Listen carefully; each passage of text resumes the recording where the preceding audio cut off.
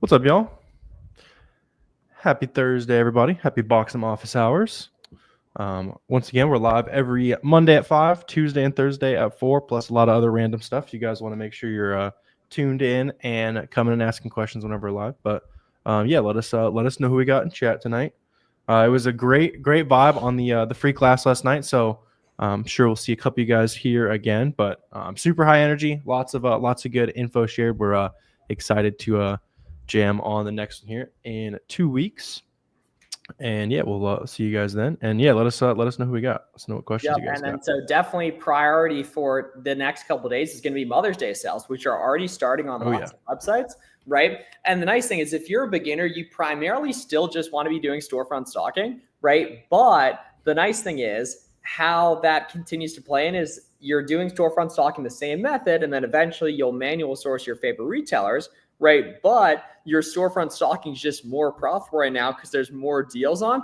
And doing storefront stocking is going to introduce you to new suppliers, new discounts, and new products. Because the key is that each website has one or two tips and tricks that create the profit margin on it, right? And all you need to do is figure out what's the discount method for each website, and then you know it forever, even if it's a website where it's good when it's on sale, which might only be once a month, right? So it's good stuff there. Yeah, so we got basically Mother's Day right now, right? In the next couple of days, right? Shout out all the moms, shout out the moms sourcing Mother's Day deals, right? And then we got Memorial Day a couple weeks after, right? Father's Day a couple weeks after, 4th of July a couple weeks after, July Prime Day a couple weeks after. So it's basically like averaged out to every 2-3 weeks. There's like a major sourcing opportunity, which is completely different than the way the first like 4 months of the year are, basically. Yeah, so beginning of the year is a lot trickier. So yeah. Everybody, make sure you're nice and dialed in. We've both been making a bunch of content because I just posted a video earlier, like an hour ago, on using some AI for product sourcing. So I know a lot of people are curious on that these days. So I put like 4 or 5 different ways to use AI in there. But yeah, let us know who we got. Let us know what questions you got. If you want to drop an ASIN, where we can take a look at that. Give our thoughts on it. What's up, Dominique? Good to see you again, man. So you're very good with AI. I'm getting into it. Do you use the GPT free version or the paid version? Because I thought there was it's like $20. You gotta. It's a little bit smarter. I know, but what is it? Just quicker and more detailed? It's a little bit smarter, and the one that you pay for can generate like ideas and photos a lot better. And then the Chinese one's pretty good too, and that one's free. The DeepSeek. Okay, got you. Grok is good too on Twitter as well. Okay, interesting. Because I was talking about like using GPT with some students, and they were saying how they use the free version. It's like, damn, I didn't even know there was a free version. Honestly, it's decent, just a little smarter. Yeah. Cool. Okay. Let's see. Best. I don't need to overthink this too much. There's a ton of free ungating guides on our channels.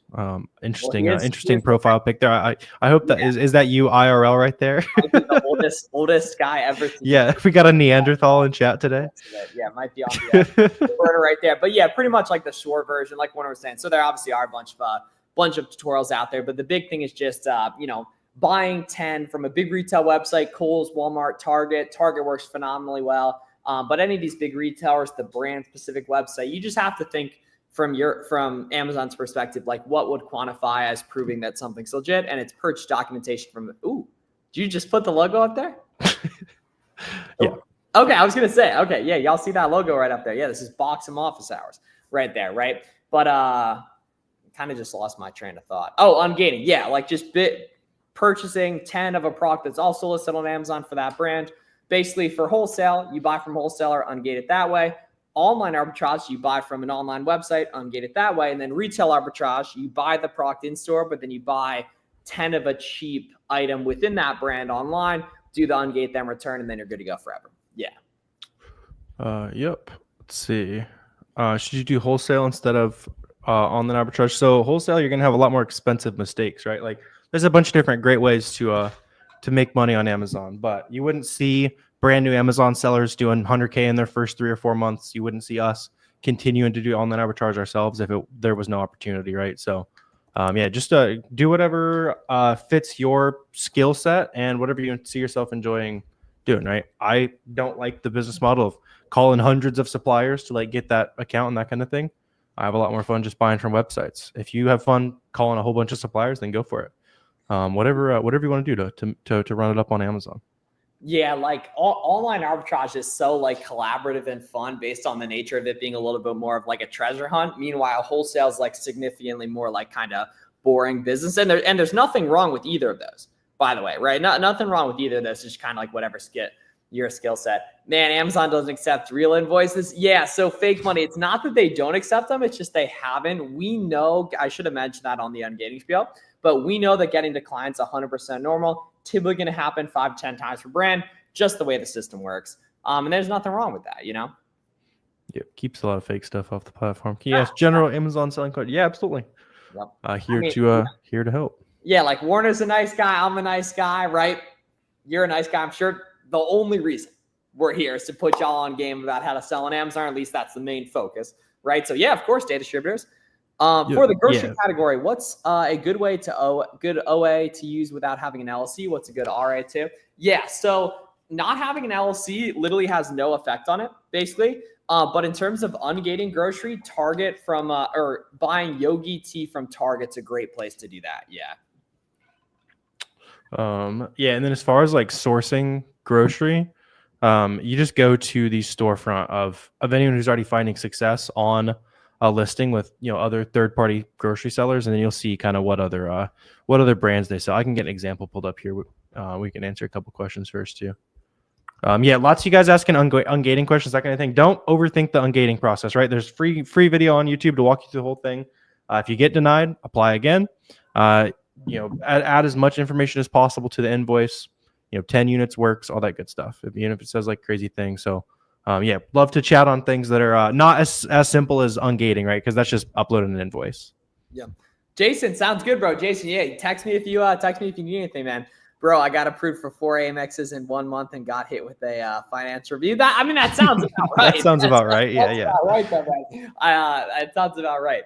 Right out right there. Not that like we don't want to like tease you or anything, but yeah, like it obviously would set off red flags in there, and Yeah, as far as like Amex goes, if you ever get they might like limit how much you can spend, but I know I had that happen to me, and we're able to just submit like a bank statement, showed we could afford to keep spending, and they raised our limits again if that is applicable for you as well.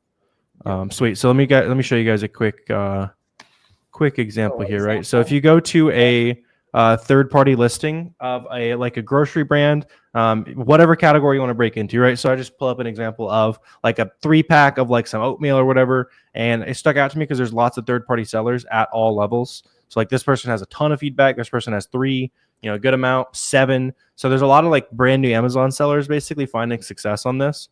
So specifically for you guys, all these newer sellers are going to be on a lot of kind of the same opportunities that you can, right? So you see they've literally only got 3 products there.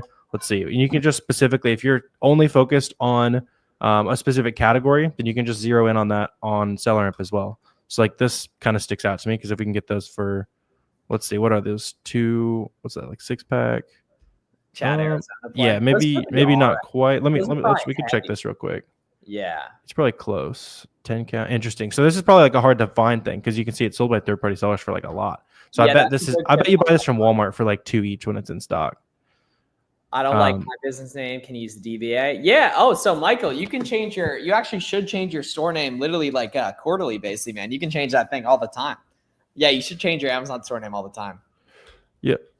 Yeah, so like we're trying to break into some of these other opportunities here. So like this kind of stuck out to me because it's not the fastest seller in the world, but the max cost seems really high for like a jar of peanut butter, basically. And this might actually be good if we can find a coupon code. Again, it's just like a quick example, but if we can buy this for $13.30, we're profitable. Initial Google search showed it at 14. So then, yeah, if we're able to, so we could subscribe and save and cancel it for 20% there. And then here's some coupons that show up here, or we could just plug in our email address. So let's say you got mark@gmail.com. You just add you do that, you get the coupon code emailed to you, and then you add a plus, and then whatever you want. Those are all new email addresses that'll all send you the coupon code again, right? So now we can make this item profitable. Let's see, $13.99, 10% off. Plus we had some of those other ones. Let's see. Yeah, so this is actually something for like 25 up to like 29 recently as well. I'd want to see some more consistent profit, but literally here in a couple items, that's kind of the process, right? It's just see what other people are already having success with, and then kind of dig in on the ideas they already have, basically.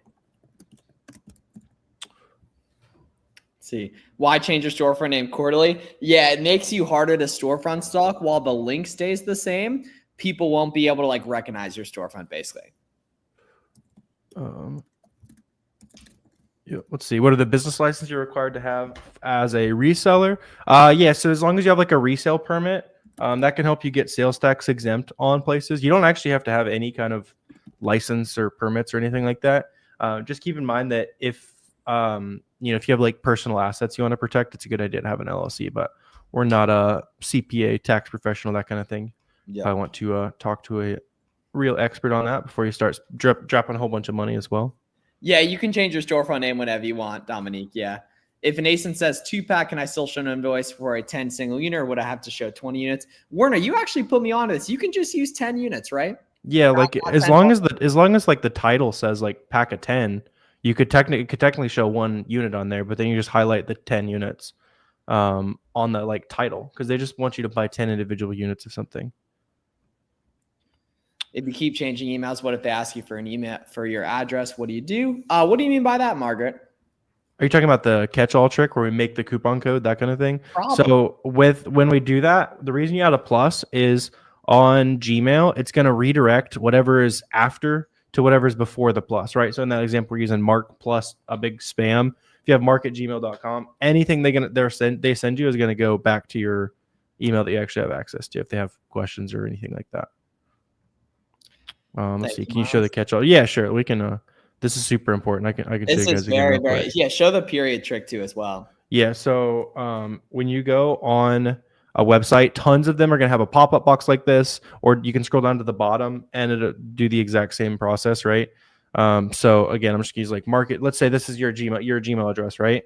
You can use this to get a 10% off coupon, and you don't have to make a whole bunch of new email addresses to get this coupon code over and over again, right? Because if you add a plus and then whatever you want, this is still just going to send that email to Mark. But for their system, this is new characters. Whoops. So this is going to generate a new coupon code and send it to that little Mark at Gmail. Isn't that crazy how that works? But y'all can literally try this out. Like it actually is how it works. Yeah, I mean we do that. We do that all the time. Yeah. Like every day, for example, on that, guys. Yeah, like that's very, very helpful. Yep. Let's see. Anybody sends shipments directly to the FBA warehouse. So you can't do that from a retailer, just because Amazon kind of has some specific requirements for how that works. But I've definitely shipped directly from wholesalers before. You just have to have the conversation with your wholesaler ahead of time, and then you'll basically just plug all that stuff into Boxem. Sometimes they'll label it for you. Most of the time, you're going to pay Amazon to label the product for you. So you just change the setting on Boxem to Amazon labels instead of seller labels. Then you can basically just pay 55 cents a unit, but you save all the shipping costs of shipping to you and then shipping to Amazon from there. So usually it saves you some money.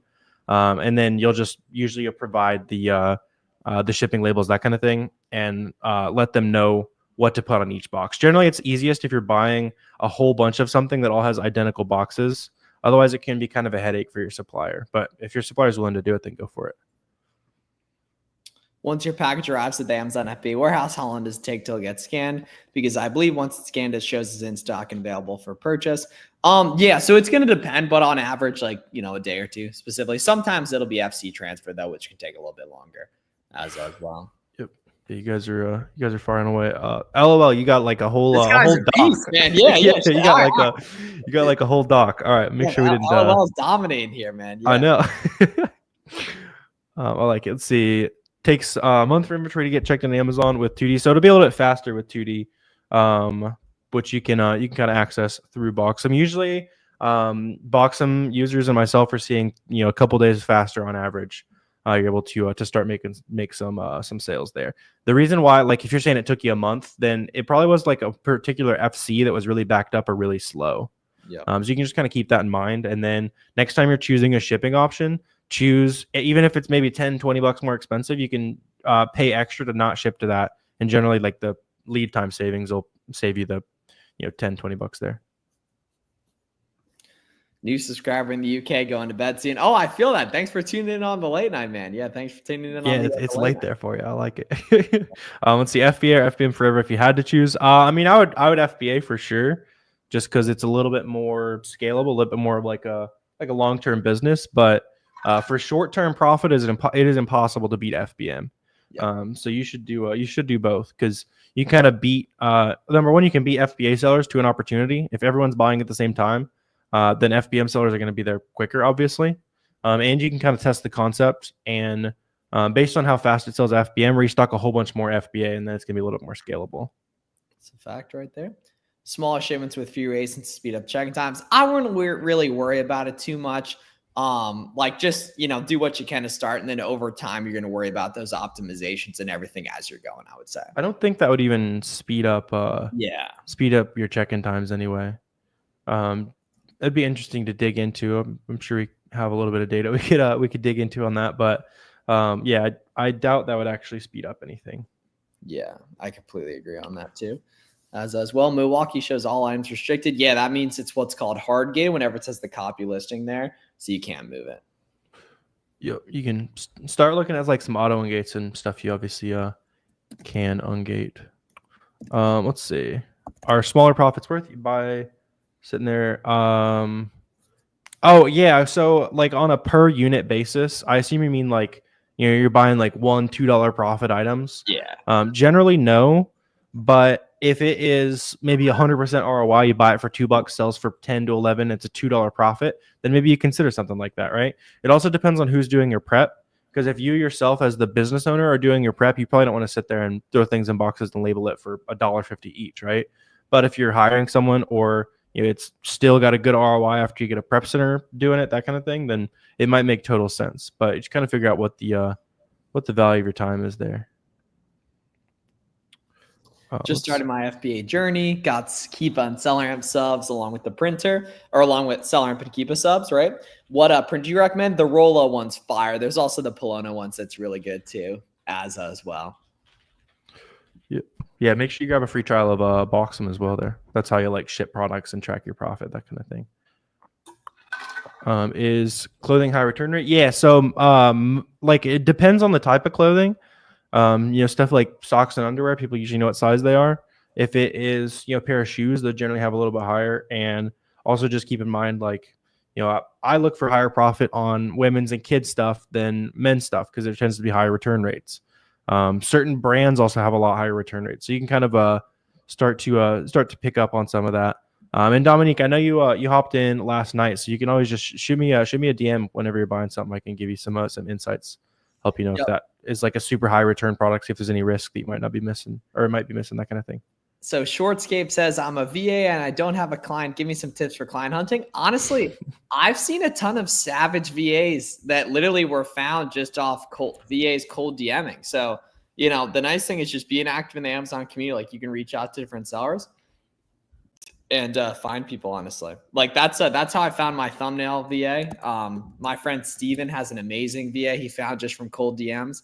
I follow him on IG as well. He's a good guy, That's what's up.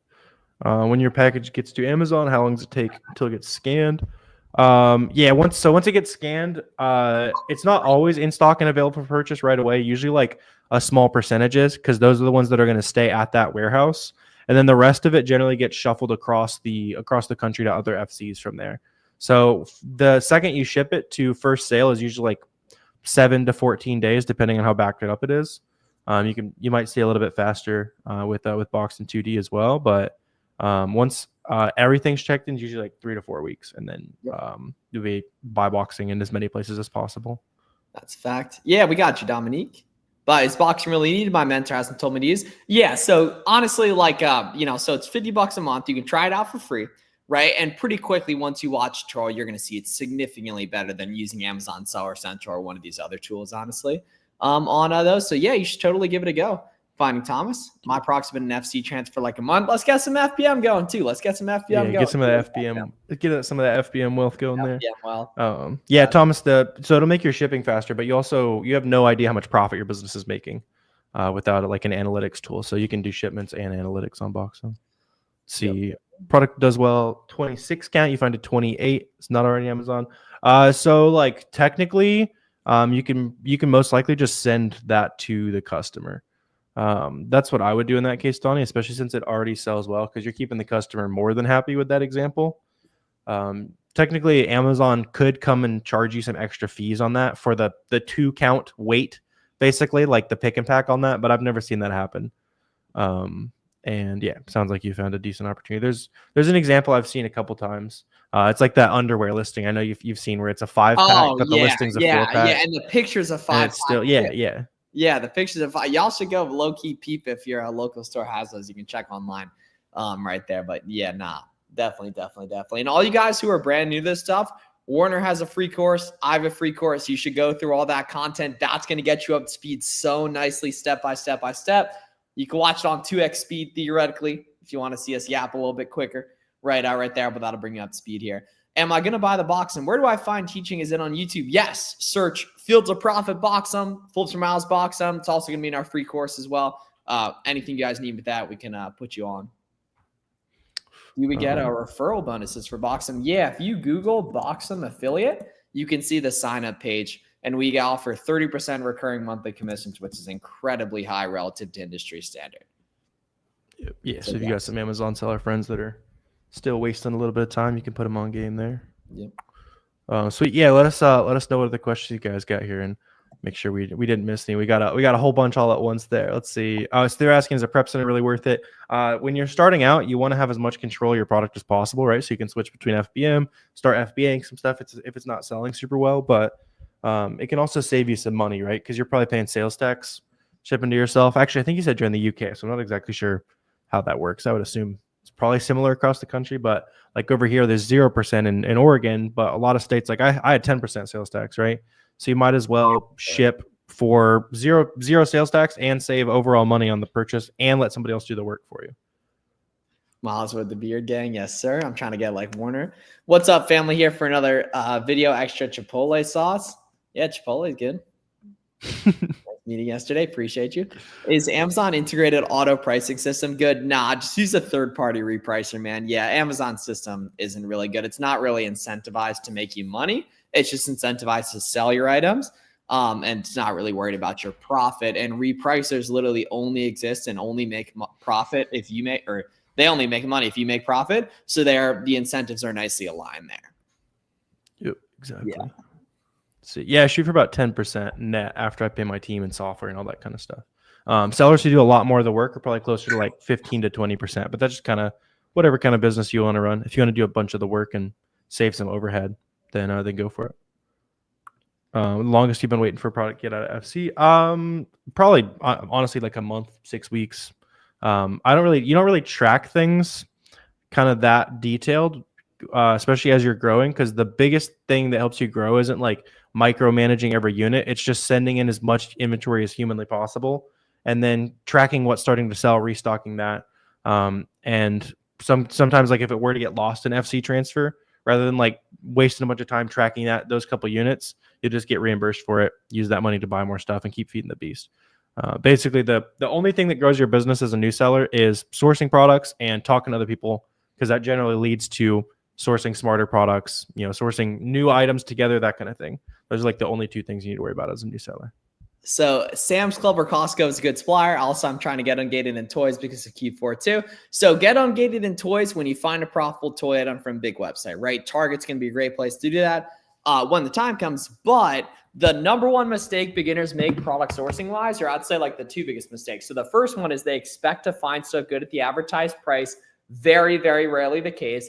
And they want to go find places to source. They want to source on Costco. They want to source on Walmart, when the vast majority of the items on those websites don't sell on Amazon. So you end up wasting tons of time because you don't yet have that like spidey sense, basically, right?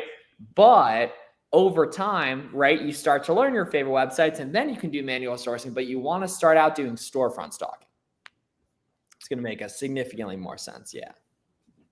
Yeah, there's definitely been a couple items from those stores, but generally you're sourcing stuff from websites that let you create a bunch of margin. Yeah. There's no like coupons, discounts, that kind of thing at those websites. Yep. So it's significantly easier on that. Yeah. Let's see, to start, do you recommend getting 100 products from one solid brand? I mean, that would be a lot. If you're worried about like the ungating requirements, just use 10 units. That's all we do, and it always works.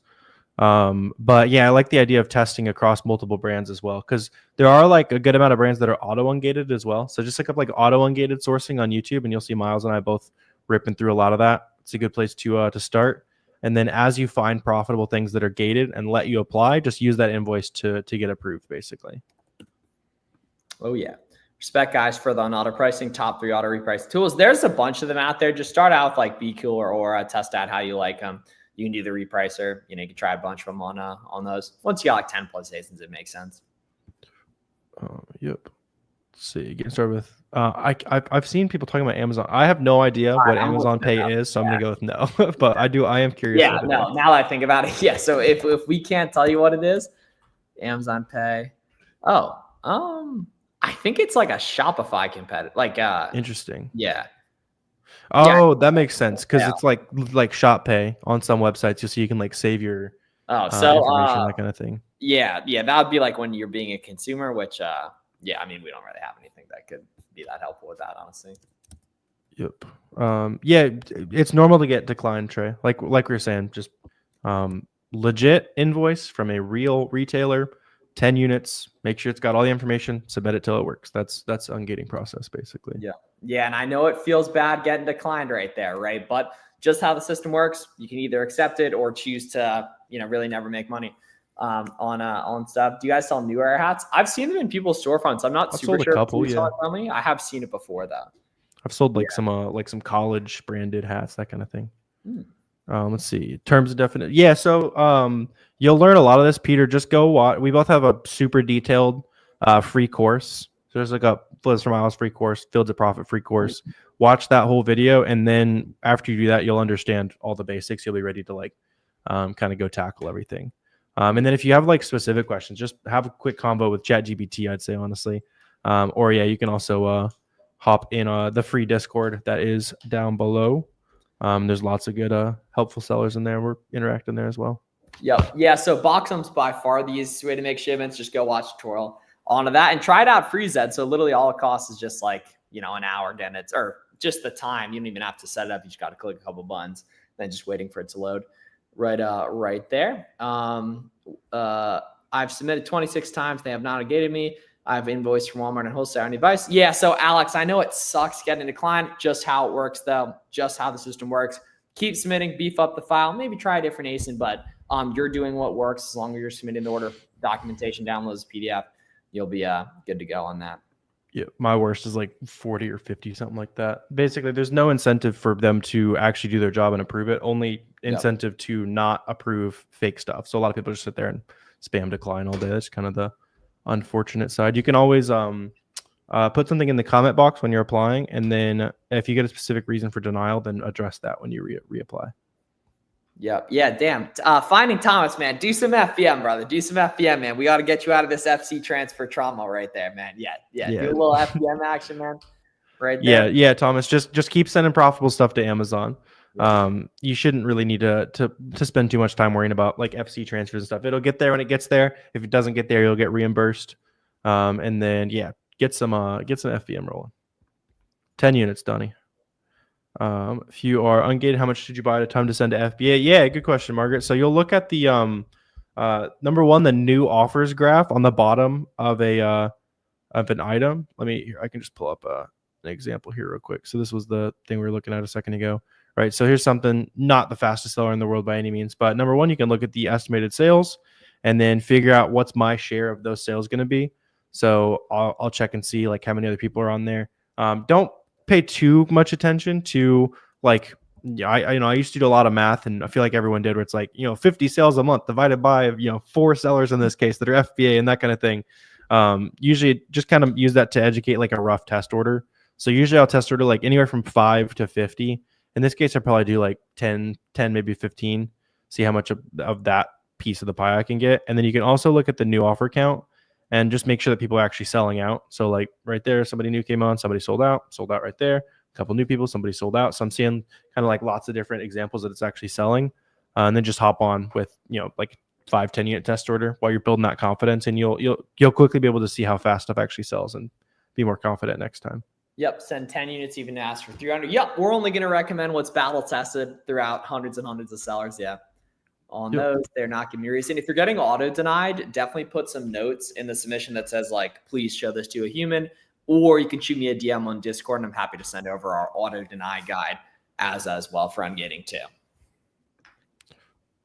Yeah, Revolutions is spot on here as well. The more you sell, the more you'll ungate easily as well. So, as with anything, the first 5 or 10 grand you make on Amazon is the hardest, right? You don't know how to source, you don't know what to sell, you don't know how to get approved to sell things, and then after that, it's I'm going to restock some of the products that did really well. I've got 5 to 10 good brands that I know how to source, and they're on sale today. I know how to find the right coupon codes and sale opportunities, that kind of thing, and all those skills compound really well, basically. Big facts.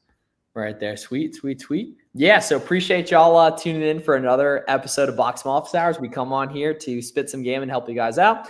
Warner just posted a really good video on AI sourcing. So you guys should totally check out. If you're not using ChatGPT for this stuff, it'll make your life so much easier. You can literally talk through all this stuff and everything. And then check out our free courses too for more good content. We got a bunch of good links in the description as well too. So appreciate y'all tuning in here. Absolutely. You guys have a